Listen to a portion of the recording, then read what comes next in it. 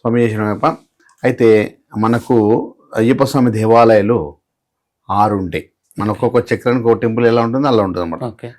మనకు మూలాధారి చక్రం అని రేట్ ఉంటుంది. ఒక్కొక్క చక్రానికి ఒక్కొక్క టెంపుల్ మనకి ఉంటుంది అనమాట.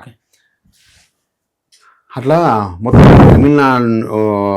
తమిళనాడులో అంటే మొత్తం అయ్యప్ప స్వామి కేరళలో శబరిమలలో అంటే ఒక్కొక్క టెంపుల్కి 100 కిలోమీటర్ దూరం నుంచి 50 కిలోమీటర్ దూరం వ్యత్యాసం నుంచి ఉంటాయి అనమాట. ఇప్పుడు ఎర్మేలి నుంచి పంబాకు ఒక 50 కిలోమీటర్ వ్యత్యాసం. అంటే అట్లా వ్యత్యాసంలో ముందుగా సురుముత్యారు, అర్చన్ కోవిల్, ఆరెంగావి, కుయితిపల్లి పాలగన, ఎరిమేలి ధర్మశాస్త్ర, శబరిగిరీష, అట్లా 6 చక్రాలు వచ్చేసి ఒక్కో చక్రం ఒక టెంపుల్ ఉంటుంది అయ్యప్ప స్వామి. అదేవిధంగా చక్రం ఉంటే తర్వాత సహస్ర చక్రం వచ్చేసి జ్యోతి స్వరూపంగా దర్శనం ఇచ్చేస్తారు.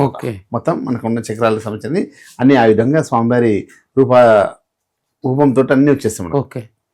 ఇందులో ఏదంటే మనకు స్వామివారి ఒక్కొక్క చక్రం నుంచి ఎలాంటి మనకు లాభాలు చేకూరుతాయో చూసుకున్నాం.